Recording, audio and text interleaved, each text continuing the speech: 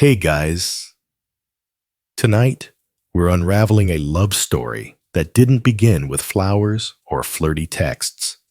It began with traffic silence and a storm you didn't expect. You've probably heard the joke, don't fall in love with your Uber driver. Well, you did, and you're still trying to figure out whether that's the best or worst thing that ever happened to you. It was late past midnight. One of those drizzly gray-edged nights where the city feels like it's holding its breath. Your shirt was soaked, your phone was nearly dead, and you just walked out of the worst work dinner of your life. You'd been overlooked, again, passed up for the promotion you were promised. Some guy named Evan, who spent most of the meeting quoting motivational podcasts, got the role you'd bled for over the past 2 years. You didn't want to go home, but you didn't want to stay. So you tapped open the Uber app. 5 minutes later, a dark silver Corolla rolled up to the curb. The headlights caught the rain just right. It looked like the air was full of glass. You slid into the back seat without looking at the driver. Rough night? A voice asked. It was soft, calm, with a lilt that sounded like she was always half laughing at the world. You looked up. She was wearing a faded hoodie, hands on the wheel, eyes straight ahead. Her face glowed faintly in the reflection of the dashboard. Not model beautiful, but magnetic. Her presence had gravity. You made a polite sound, something between a sigh and a grunt. She didn't push, just drove. The city rolled past in puddle-streaked silence. And then she said casually, "You look like someone who just got good news delivered in the worst way." You blinked. How'd you know? Everyone else slumps after a bad day. You're sitting like you're trying not to fall apart. You almost laughed. Instead, you said, "I got screwed over." I believe you. Just like that. No hesitation, no awkward sympathy, just belief. You asked her name. She told you Lena. You told her yours. And she smiled. You look like a Marcus. You'd never met someone who said that name like it had music in it. So you talked about how promotions weren't promises, how people sometimes vanish after saying they'll stay, how maybe the city didn't care if you made it or not. She told you she drove late nights because it was the only time the world didn't feel too loud. People show who they are at night, she said. They're tired. They're honest. They've got nothing left to hide behind. You asked if she liked being an Uber driver. She said sometimes. Depends who's in the back seat. When she pulled up to your building, you didn't want to get out. The ride was maybe 15 minutes, but it had done something that 2 years of therapy hadn't. It made you feel seen. She tapped something on her screen. 5 stars if you made me forget I'm tired. You smiled. Can I request you again? She laughed. Only if you're brave enough to let me see you twice. So before you get comfortable, take a moment to like the video and subscribe, but only if you genuinely enjoy what I do here. And hey, let me know in the comments, where are you listening from? And what time is it right now? Now dim the lights, maybe turn on a fan for that soft background hum, and let's ease into tonight's journey together. Over the next week, you requested a lot of rides, and somehow, every time, she showed up. Maybe it was luck. Maybe she was doing the same thing, waiting for your name to pop up. You never asked. You didn't want to ruin the magic. But you did know one thing. You'd never look at a back seat the same way again. The second time she picked you up, you played it cool. At least you tried to. You waited exactly 3 rings before requesting a ride. You even debated requesting from the office walking 2 blocks, then ordering so you didn't seem desperate. But in the end, you stood under a flickering street lamp with your phone in hand like some 2000s rom-com lead, hoping fate would swipe right. And somehow she showed up again. Same car, same hoodie, same smirk. Could have sworn you lived 5 blocks over, she said as you got in. You shrugged. I moved. Emotionally. She laughed. Well, emotionally, buckle up. I hear downtown traffic tonight is emotionally devastating. It became a routine, faster than you expected. Some nights, she'd bring you tea in a thermos. Other nights, you'd bring her snacks from that Korean bakery near your office. She liked the red bean buns best. Every ride was a slow peeling away of your layers, your worst memories, her odd philosophies. She told you she hated ketchup, but loved tomatoes. That she believed ghosts were just stories with unfinished endings. That she only listened to music on cassettes, even though her car didn't have a tape deck, said it made her imagine what the songs would sound like. You told her about your dad, about the time he left a birthday cake in the rain and still made you eat it, about how you used to draw comics in high school, but gave it up when people stopped laughing. It was easy, which was weird because easy didn't come naturally to you. You were the overthinker, the what-ifer, the guy who read texts 10 times before replying LOL. One night, about 2 weeks in, she pulled over before your building. Didn't say anything. Just sat there. You looked over. She was gripping the steering wheel like it owed her something. I have a rule, she said. No dating passengers. You blinked. Okay. Because she continued, people think they're in love with you when you're the safe place after a bad day. Is that what this is, you asked? She didn't look at you. Then, but I also have a second rule. You waited. If someone brings me 2 red bean buns in a row, I take that as fate trying to be cute. You happen to have one in your hand. I'm going to pretend I have a second in my pocket, you whispered. She finally turned to you, smiled, then said, You're lucky, I'm hungry. Your first date, though neither of you called it that, was technically still a ride. But instead of taking you home, she drove you to a 24-hour diner on the outskirts of the city, the kind with neon signs that buzz when the wind hits them right.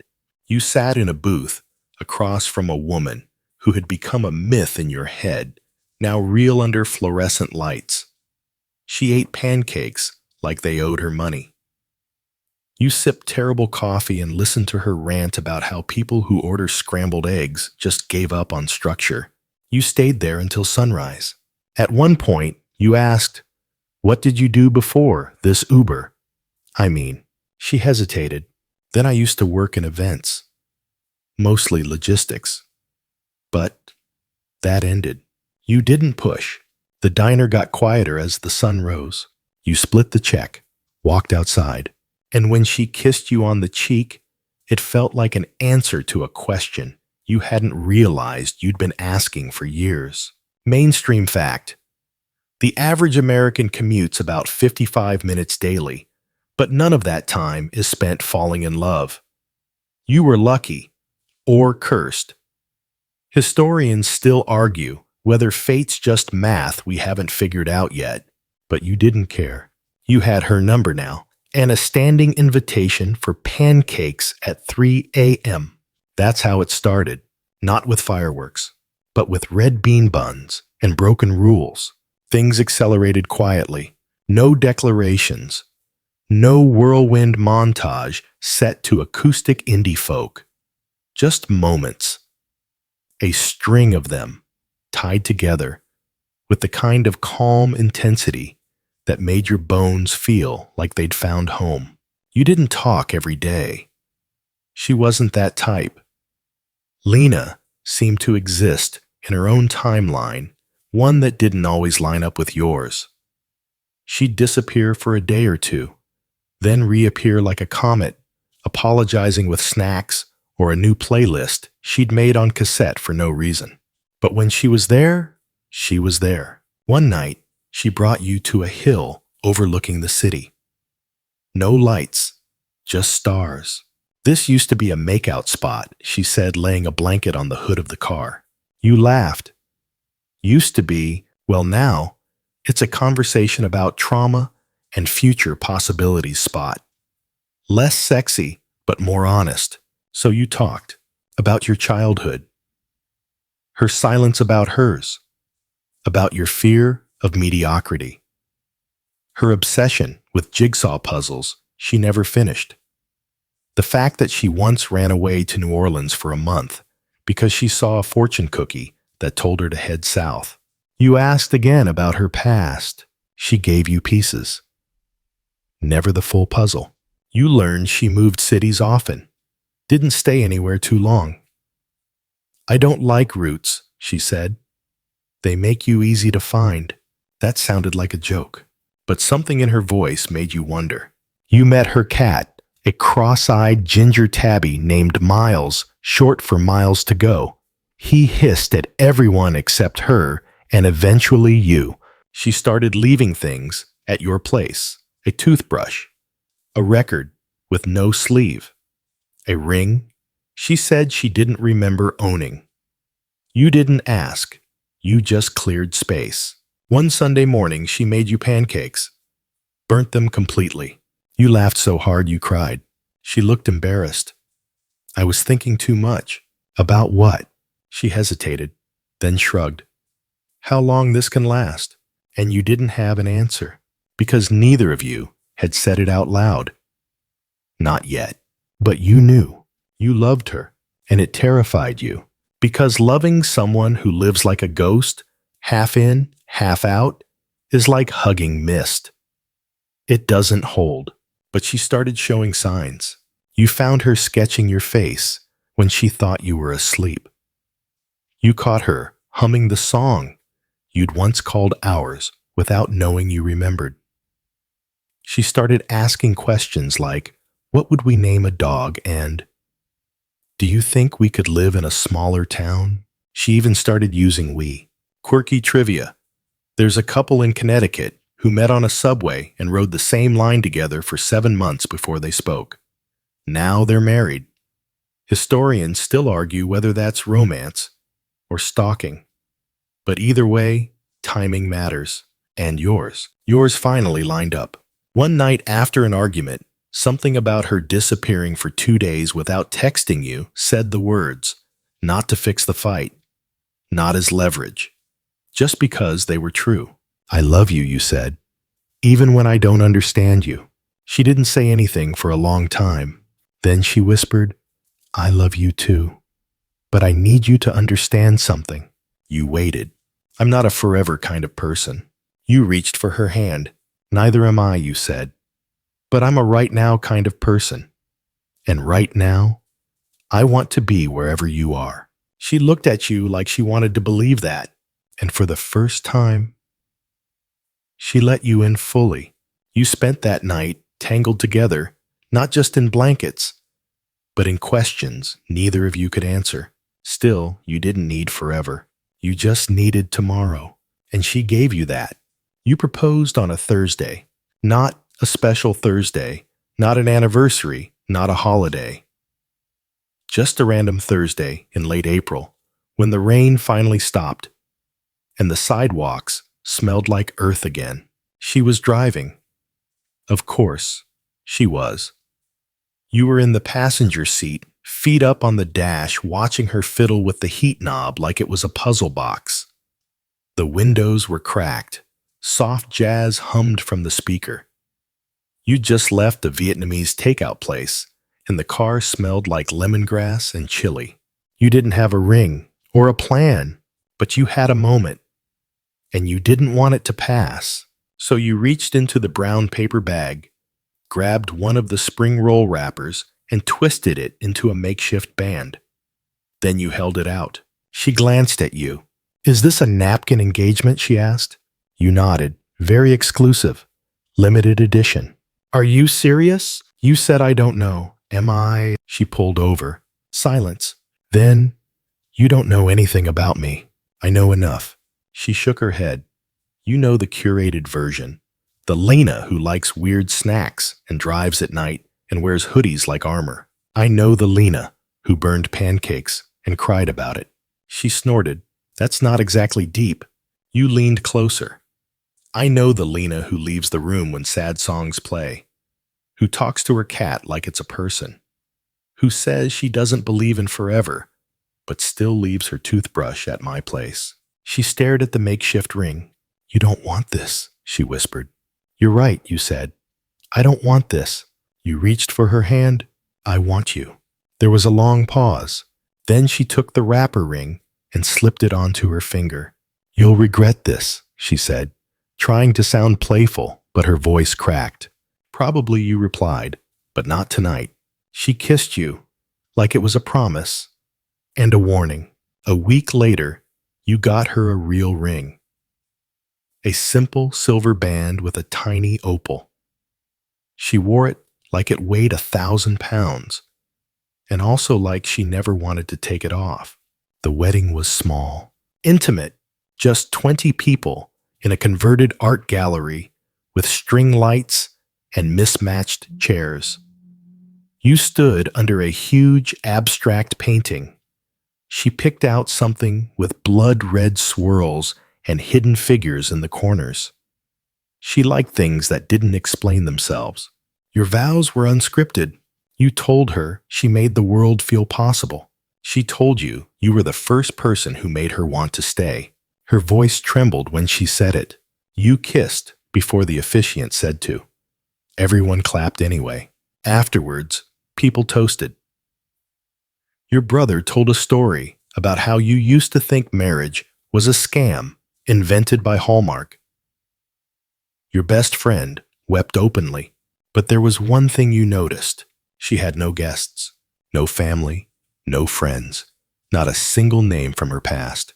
You asked about it once gently. She said they're gone. You asked all of them. She nodded, then changed the subject. Historians still argue whether the past ever truly dies. Some say we bury it. Some say it follows us like a shadow that only grows longer with time. You didn't push. She had chosen you. That was enough. For now, you moved into a house with creaky floors and a front porch that groaned every time you stepped on it wrong. Lena called it authentically haunted and insisted the ghost in the attic was probably just lonely.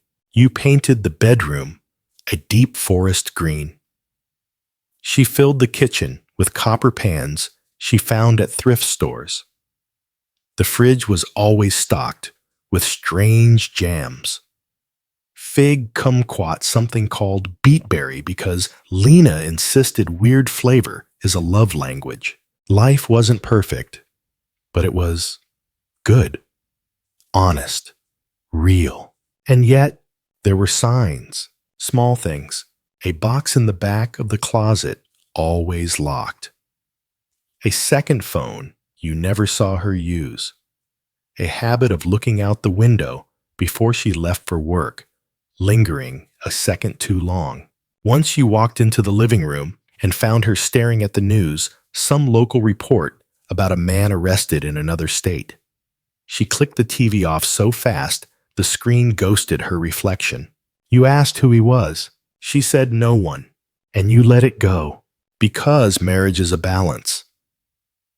You pick your questions carefully, especially with someone like Lena, who gives you everything you ask for, except the answers you didn't know you needed. Still, the cracks grew. She got quieter at night. Sometimes, you'd wake and find her sitting on the edge of the bed, back turned, phone in hand, staring at something she never shared. She started locking her studio when she wasn't in it. And one afternoon, while folding laundry, you found an ID tucked deep in the pocket of one of her old jackets. It wasn't her name. Not Lena. Marissa Lake. Different photo. Same eyes. You didn't mention it right away. You wanted to trust her, but trust doesn't survive in silence. The tipping point came 3 months after your wedding. You were cleaning under the sink and knocked over a small tin box. It popped open. Inside were clippings, news articles, old photos. One of them was circled in red ink, an image of Lena or Marissa in front of a courthouse. The headline read, "Key witness disappears after testimony in organized crime case." Your breath left you. And in that moment, your home felt suddenly unfamiliar, like you'd stepped into someone else's life without permission. You sat on the floor, tin box open, staring at a truth that had been hiding just beneath your fingertips. The door creaked. Lena walked in carrying groceries. You looked up. She froze, saw the box, the photo, the expression on your face, and said just one word.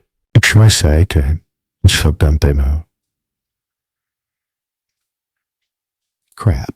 You laughed, not because it was funny, but because the moment you'd feared had finally arrived, and instead of shattering something inside you, just snapped into place. Want to tell me what this is, you asked, your voice steady. She put the bag down slowly, sat beside you, and said, "Okay, here's the part of me I didn't want you to meet. According to some fringe studies, most people lie at least once in the early stages of love. But historians still argue whether the biggest betrayals come from deception or from truth delayed too long. In Lena's case, it was both, and you were finally ready to hear it. She didn't start from the beginning. Lena. Marisa just exhaled slow and painful, like truth itself was a splinter working its way out of her chest. I was 19, she said, stupid, in love, with the wrong man. You stayed silent. She continued. His name was Dante. Charismatic, rich, dangerous in the way that makes young girls feel chosen. He told me things, let me in, and by the time I figured out what he was, it was too late. She met your eyes then. They were glassy but not broken. I was living in his condo when he got arrested. They kicked down the door and dragged me out like I was part of it. I wasn't, but I saw too much. I knew too much. So they made a deal. You already knew where this was going. But hearing her say it still chilled your bones. I testified against him. Full cooperation. Names, records, everything. I thought I was doing the right thing. She looked away. I still think I was. But that didn't stop the death threats, the fake accidents, the guy who bumped me in a crosswalk.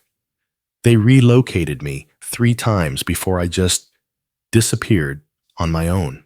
You asked, so Lena isn't your real name? She shook her head. One of many. But it's the one I picked, the one I like best. And Marisa was the girl who thought love could fix monsters. A long silence stretched between you. Then you asked, why didn't you tell me? Her voice cracked. Because you were the first person who didn't see me as a thing to be protected or punished. You just saw me, and I was so tired of being a cautionary tale. You walked to the kitchen. Your hands trembled as you poured water, not from fear, from the weight of it all.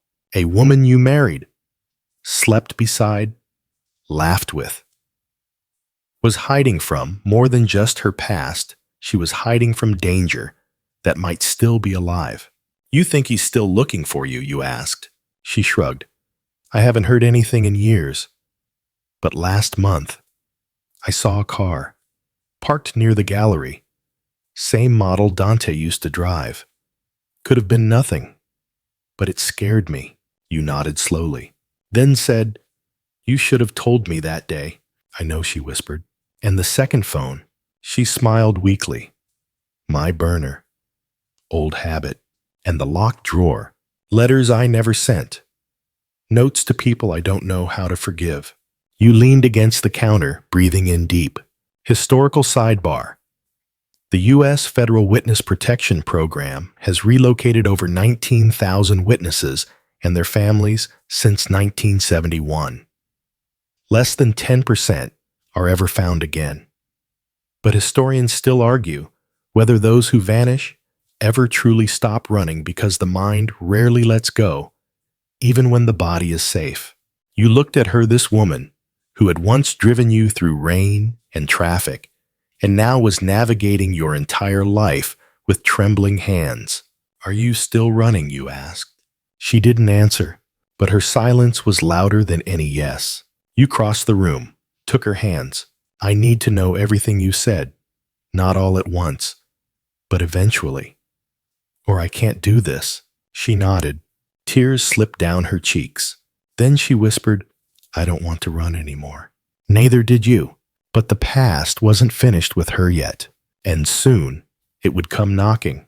You didn't plan to check the second phone, but plans are brittle things when trust is cracked. She left it at home by accident one morning, rushing out for a gallery meeting. You found it between the couch cushions, buzzing softly. No lock screen, just one unread message. Still watching, don't slip. Your stomach dropped. No name, no context, but it wasn't spam. And it wasn't recent. You opened the thread. There were dozens of messages, some short, some long, all threatening in tone, but just vague enough to avoid being actionable. You can hide your name, but you can't change your eyes. Pretty wedding. Shame if he found out. I told you I'd wait. Some were months old, others just weeks. You tried to call the number. Disconnected. You tried to screenshot. The phone glitched and rebooted. When Lena came home that night, you confronted her. She didn't deny it. I didn't want you to be scared, she said. I didn't want you to think I was bringing that into our life. But you did. I didn't ask for it. I left it. Her voice broke. She sat down, ran a hand through her hair. She looked tired. Not physically, but soul tired. Like someone who'd been bracing for an impact for years and still hadn't exhaled. I thought I was safe. It's been over 10 years since he went away. No one ever came after me. Not really. Just whispers, messages, empty chairs near where I work. And then last month, she hesitated. What? She pulled out a wrinkled envelope from her coat. Inside a photograph. You and her sitting on the hill, above the city. Smiling. Your heads leaned together. It was taken from a distance. The back had a time and date. 2 weeks ago. You stared at it, heart pounding. Then noticed a faint watermark on the photo paper, a cheap print shop on the edge of town. Did you go there, you asked. She shook her head. Didn't want to be seen. You didn't sleep that night. You stayed up rechecking locks, looking through every window, wondering how many times someone had watched you without you knowing. Lena sat beside you silent. Miles the cat curled in her lap, oblivious. Quirky fact. In ancient Rome, lovers would exchange rings made from iron to signify permanence. Historians still argue whether the gesture was about romance or ownership. You looked at the ring on her finger and wondered which one applied. In the morning, she said, you can leave. You stared. If it's too much, she added, I wouldn't blame you. You crossed the room and stood over her. I didn't marry you for your peace, you said. I married you for your fight. Tears welled up in her eyes, but she didn't let them fall. Then you said, but we fight together. No more secrets. She nodded. Okay. And in that breath, shared and shaken, you both made a choice. You would find out who sent the message. You would end this. And for the first time, Lena wouldn't be running alone. It began with the photograph. The print shop watermark, barely visible in the bottom corner, led you to a strip mall 2 towns over. Faded awning. One old guy behind the counter who looked like he hadn't blinked since 1997. You showed him the image. He squinted. Yeah, I remember this one. Weird guy came in, paid cash, brought his own USB stick, didn't say a word. You asked for security footage. He snorted. What do I look like, the Pentagon? But after slipping him a $20 and a kind smile from Lena, he showed you the hard drive. No clear face. The man wore a hoodie, kept his back to the camera. Average build, clean sneakers. But then he turned slightly, and you saw it. A scar, faint but long, down the right side of his neck. Lena's face went pale. I know that scar. Dante, She shook her head. Worse. His brother, Nico. That name hit like a dropped plate. You'd heard it before in the articles. The court transcripts. The ones you skimmed but never really absorbed. Dante had gone to prison. But Nico, he vanished. Never arrested. Never even officially involved. Lena stood stiffly beside you. He used to call me Ghost Girl, she said. Said I'd disappear before anyone could protect me. You felt a cold crawl down your spine. Why now, you asked? She bit her lip. Maybe because I stopped hiding. You wanted to scream. Instead, you breathed slow and steady, the way your therapist taught you. Okay, you said. We find out where he is. You weren't a detective. You had no training. But fear does strange things to people. It makes them resourceful. You started with public records. Dead ends. You posted on anonymous forums. Useless replies. Then you thought of something. A name you kept seeing in Lena's search history. Rico S. He was a former investigator. One of the agents who'd worked the Dante case. Retired now. Wrote articles. Gave lectures. Had a podcast with 12 listeners, but he took emails. You sent one. He replied in 6 minutes. Subject line, we need to talk. I never believed the case was closed. That night, you and Lena met Rico in a diner lit by buzzing fluorescents. He looked like every former cop in every B-list detective show coat, too big voice like gravel. You're the Ghost Girl, he said, sitting across from Lena. She nodded. I always wondered what happened to you. Lena stared him down. Why didn't you come find me? Because they told me you were safe. That you disappeared on purpose. She didn't reply. Rico took out a small notebook, flipped through scribbles. I never trusted that case. Dante went down, but Nico slipped out. Too clean. Too fast. Some say he left the country. Others say he changed his face. Or you said he stayed and watched. Rico gave a grim smile. Wouldn't surprise me. Man always liked puppets more than punches. You showed him the photo. He frowned. That's him. So now you had a name, a scar, a maybe sighting, and a man willing to help. Rico leaned forward. If he's reaching out now, it means one of two things. He wants you scared, or he wants you to run. You looked at Lena. She shook her head. No more running. Fringe trivia. In Norse mythology, love and war were ruled by the same goddess Freya. Historians still argue whether that means love was worth fighting for, or destined to destroy us. You didn't know which side of the story you were on, but you did know this. Someone had stepped out of Lena's past, and it was time to meet him face to face.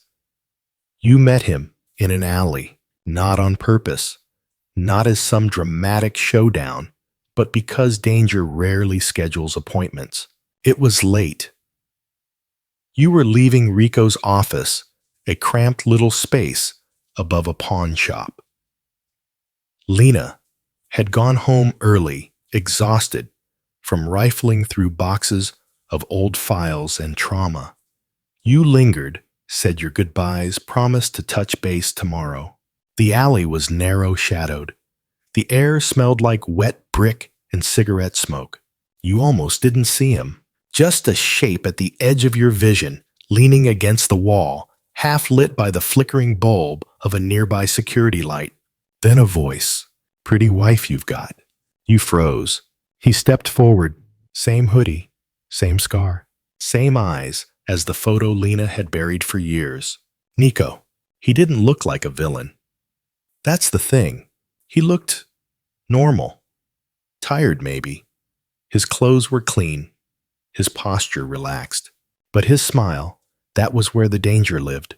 You've been following us, you said. I prefer watching, he replied, grinning.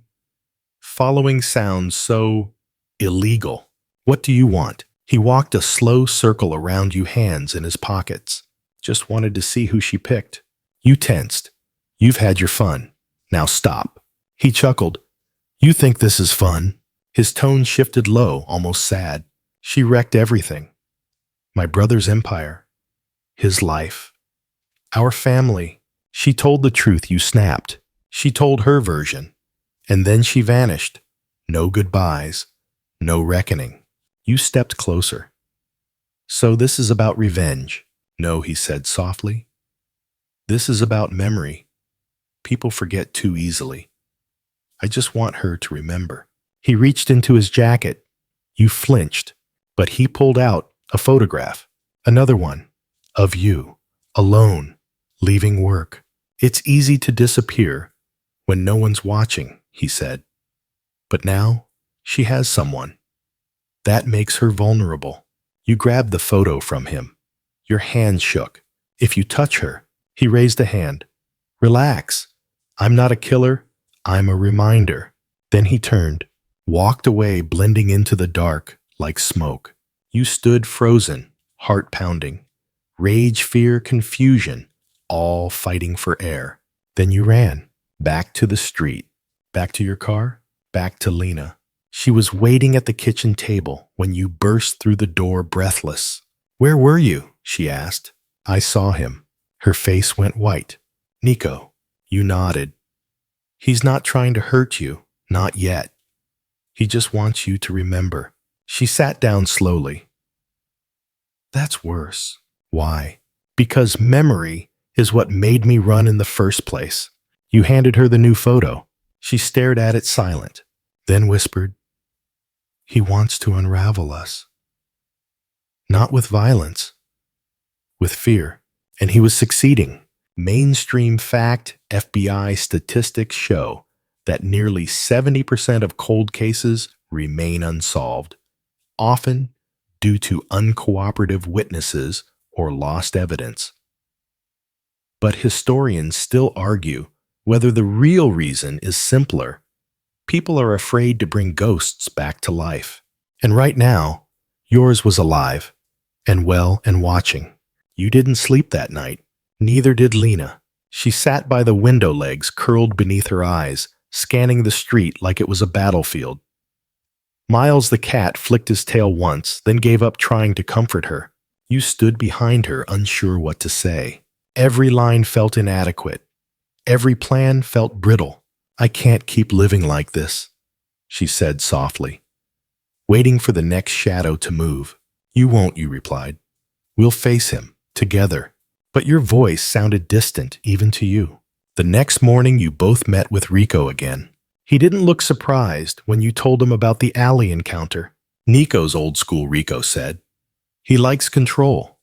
He won't shoot you in the street. He'll scare you into running.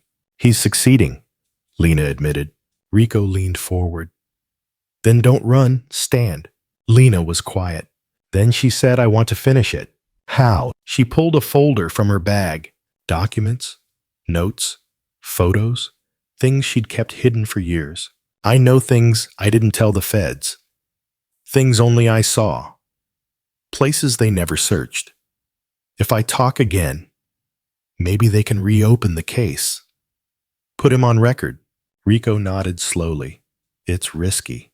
I'm tired of risk being the air I breathe. That night, you watched her record her statement. Rico set up a camera in his office. Lena sat stiffly in front of the lens, hands folded, eyes unreadable. She spoke for an hour. Names, places, codes she remembered, conversations in whispers, a safe house in Newark, a ledger hidden in a wall. It poured out of her not like water, but like blood, finally draining from a wound she'd kept stitched shut for too long. When she finished, Rico hit stop and said, You're brave. No, she replied. I'm just done being quiet. The recording went straight to the DA's office. Within 2 days, you got a call from a federal liaison. They wanted to meet, revisit the case. They said it was unofficial for now, but it was something. Hope, maybe. The next morning, Lena handed you an envelope. What's the? In case I disappear again, she said. Read it only if I don't come back. You didn't open it. Not yet. You buried it in the back of your closet, along with every fear you thought you'd already buried. Trivia: the Witness Protection Program doesn't guarantee safety. It promises relocation, new names, new lives. But no program can erase fear. Historians still argue whether it's courage that keeps people rooted or love that makes them stay. And you were starting to wonder if love alone would be enough, because truth had been spoken. But Nico wasn't gone, and silence had only ever been one part of his game. The letter came 3 days later. No return address, just a plain white envelope tucked between junk mail and a pizza flyer on your doorstep. Lena opened it with shaking hands. Inside, a Polaroid. It was the two of you again, taken from across the street this time, through your kitchen window. You were dancing, laughing. Lena's arms wrapped around your neck. On the back, written in ink that bled just slightly. Looks like you finally stopped running. Shame. No signature. But it didn't need one. You both knew who sent it. Lena didn't say a word. She simply sat down, eyes glued to the image, like if she stared long enough, it might blink back. You took it from her gently, slipped it into the drawer beside the bed, then locked the drawer. You both knew what this meant. Nico was escalating. Later that night, you were walking home from the grocery store when you noticed a man across the street, standing, watching, then walking, always 5 steps behind. You ducked into a coffee shop, pretended to check your phone, snuck a picture. It was blurry, but the posture, the build, it was him. You sent it to Rico immediately. His reply: "Don't go home. Meet me." You diverted. Lena was still at work, thank God. You met Rico 2 blocks over behind a bookstore. He looked grimmer than usual. "This isn't just intimidation," he said. "This is surveillance. He's learning your patterns." Why? Because he's planning something. You felt a chill that didn't come from the wind. Back at home, Lena was already packing a bag. "I'm not doing this again," she said. "Not running, just moving. Temporarily." You nodded. "We'll go to that place upstate, the cabin your friend owns." She looked relieved. 1 week, just to breathe. You left that night, unplugged everything. No notes, no announcements, just you, Lena, and Miles, the cat, packed into the car, like ghosts slipping through cracks in the dark. The cabin was beautiful. Pine trees, a lake that shimmered like glass, no Wi-Fi. For the first time in weeks, you slept without waking at every creak. On the 3rd day, you found Lena by the dock sketching. "What are you drawing?" you asked. She turned the notebook. It was you, sleeping. You smiled. "Creepy, but I love it." Then she said, "I've been thinking. Uh-oh, if this doesn't end, if Nico keeps coming, maybe I go public. Just burn it all down." You blinked. "As in media." She nodded. "Interviews, articles, tell the story myself. Own the narrative." It was bold, dangerous, but maybe exactly what Nico didn't expect. Public exposure would take away his shadows. But you didn't know if it would stop him. Fringe fact: there's a psychological term, cognitive entrenchment, which explains why people cling to old strategies even when they fail. Historians still argue whether survival is instinct or just stubborn routine. Lena had survived by disappearing, but now she was ready to exist. The next morning, you drove back to the city. It was time to take the fight to him. No more running, not even for her. You made the call. Not to the police, not yet. To a journalist. Her name was Clara Monroe, investigative reporter. She'd once covered organized crime in Chicago and nearly got herself blacklisted for exposing a corrupt judge. She liked messy stories and complicated women. Lena fit the bill. Clara met you both in a small tea shop downtown. She brought a recorder, 2 pens, and an aura that said, "I don't rattle easily." Lena sat across from her, eyes steady. Why now? Clara asked. Because I'm tired of being the story everyone else controls. Clara nodded. Start from the beginning. And Lena did. She told everything. No filters, no edits. From Dante to Nico. From testimony to hiding. From Uber nights to your quiet wedding. From the photos to the threats. You watched Clara scribble notes furiously. When Lena paused, Clara asked, Do you have proof of the recent threats? You showed her the photos, the messages, the scar in the alley. Clara's jaw tightened. I'll write it, she said. But it'll make waves. If he's watching, he'll see it. Lena leaned forward. That's the point. 3 days later, the article dropped. The Ghost Wife, how a former witness is taking her life back. It went viral overnight. Every detail, carefully worded, thoroughly vetted, spilled into the public domain. Lena's face blurred. Your name's changed. But the story, unmistakable. Nico couldn't hide in the shadows anymore. He'd been outed. You stayed home that night. Doors locked. Curtains drawn. TV muted.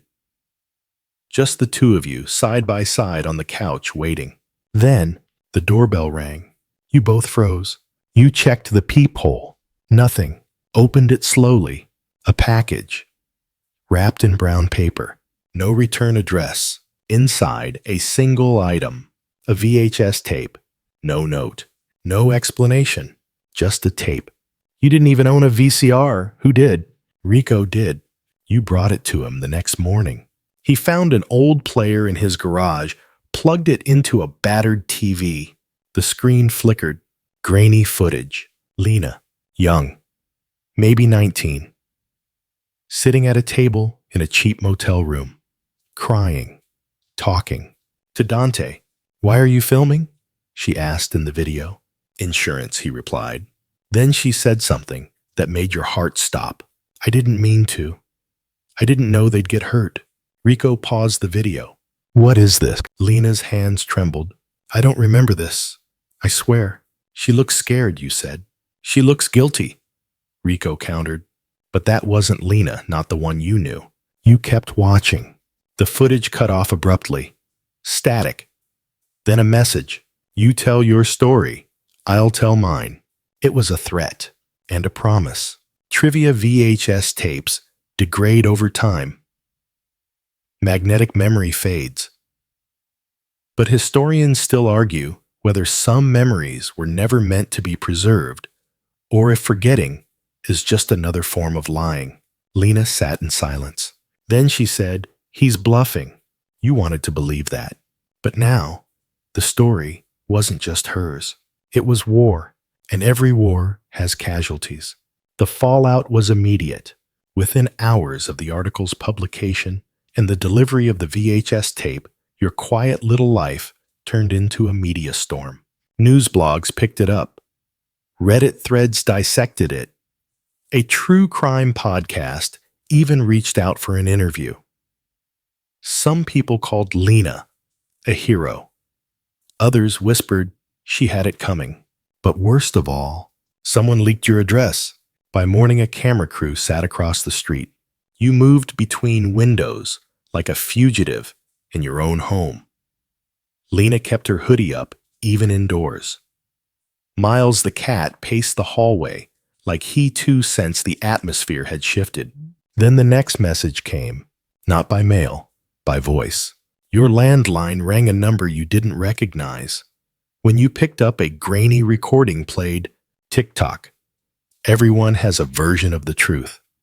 Let's see whose lasts longer. That was it. Rico listened to it 3 times. That's not just a threat, he said. It's bait. To make her talk more. To make her slip. If she contradicts herself, he'll pounce. You clenched your fists.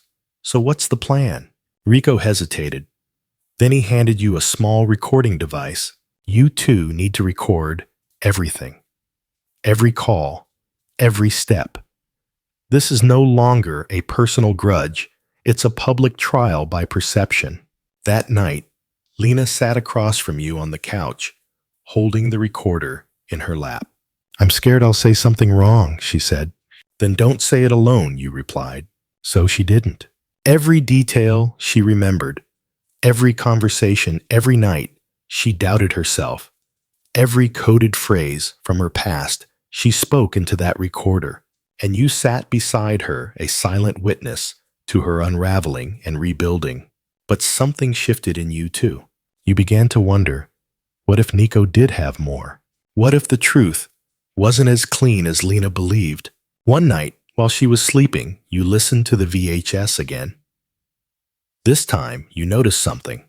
In the background of the video, barely audible, you heard another voice. Female, quiet, crying. It wasn't Lena. Someone else had been in that motel room. You brought it to Rico. He cleaned up the audio, then paused. "That's not just any voice," he said. "That's Rosa Villanueva." Who? She was Dante's girlfriend before Lena. Reported missing, never found. Your stomach turned. If this tape proves she was there, it means Lena might know more than she thinks. You drove home slowly, head spinning. That night, you sat on the bed and asked Lena plainly, "Do you remember Rosa?" She blinked, then said, "Not really. Maybe."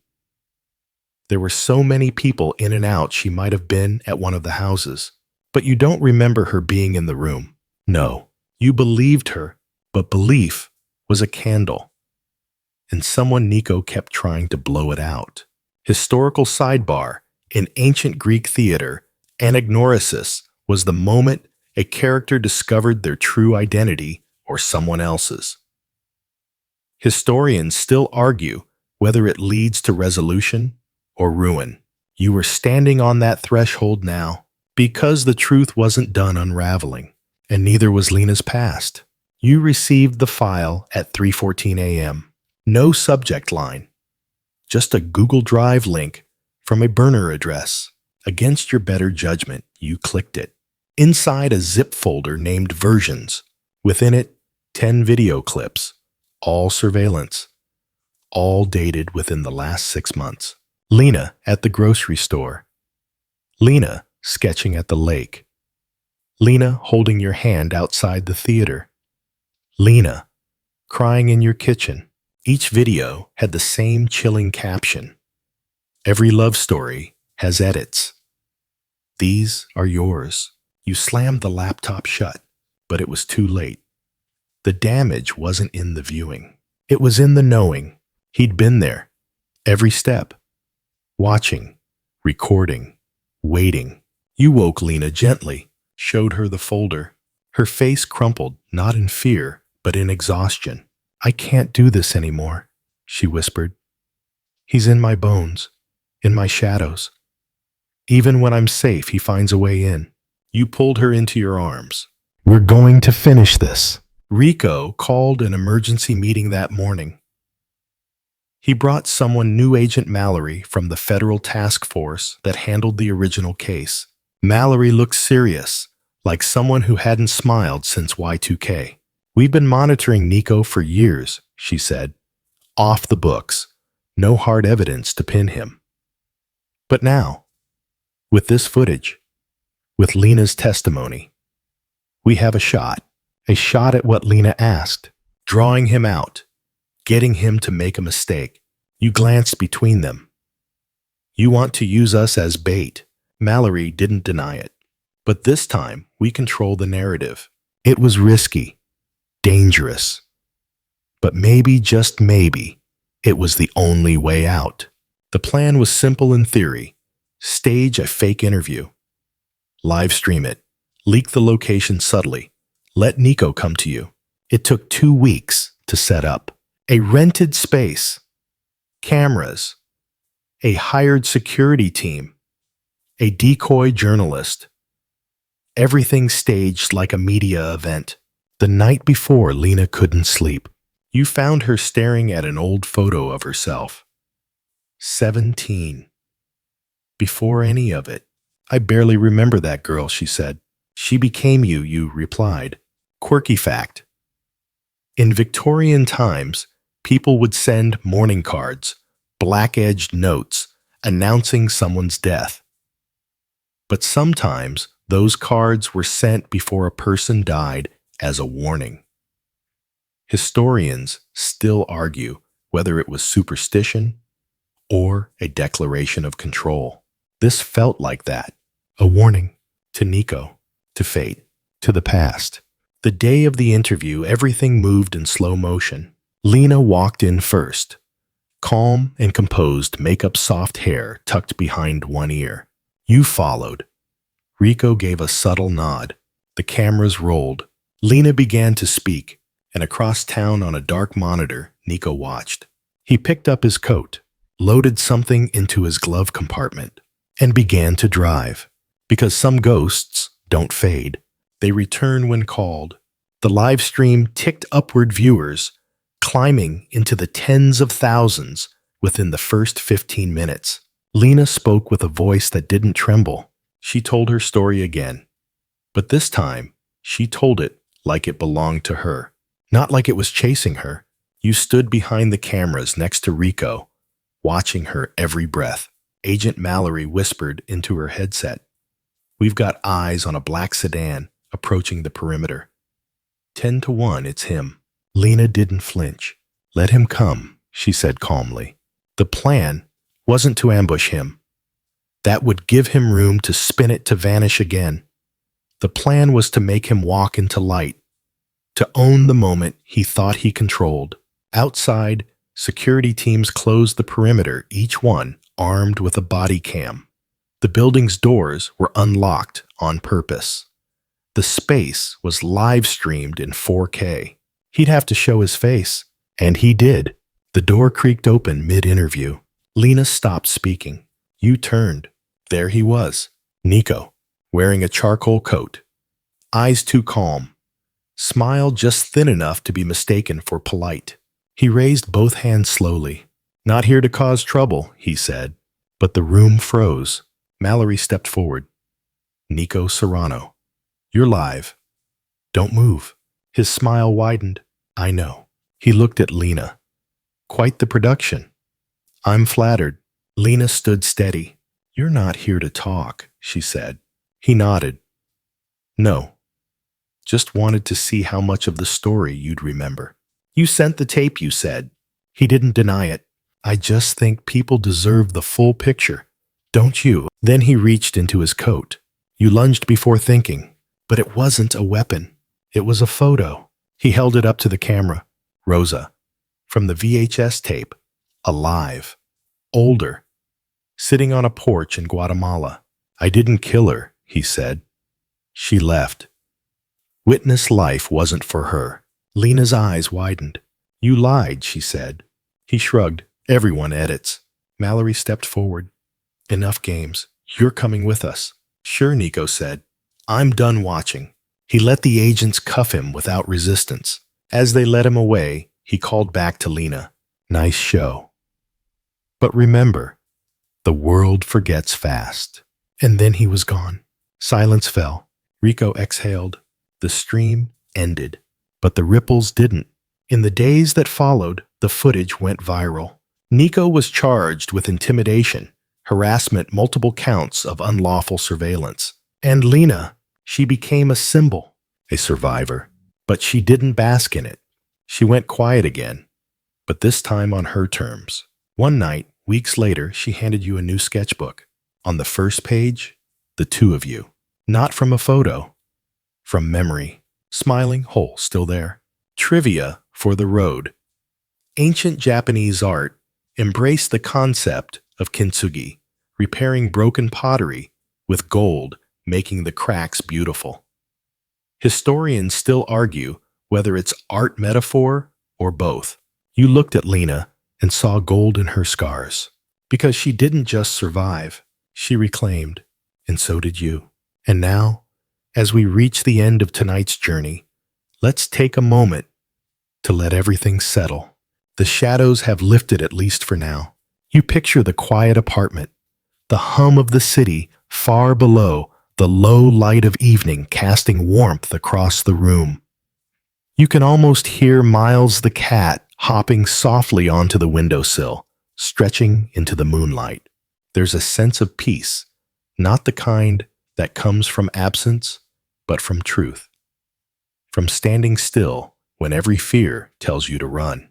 And maybe, just maybe, there's something freeing about saying, "This is who I am," and letting the world react however it will. Lena's story isn't perfect, but it's hers. And in telling it, she gave herself a kind of freedom most people spend lifetimes chasing. So maybe the lesson here between the shadows and the silence, the whispers, and the truth is this. Sometimes love isn't about hiding with someone. It's about standing next to them when the past finally knocks and choosing not to flinch. So if you're still with me, thank you. You made it. Now take a deep breath. Close your eyes. Let the room be still. Let the soft hum of life soothe you back into yourself, because your story's still unfolding too. And tomorrow, you get to write the next chapter.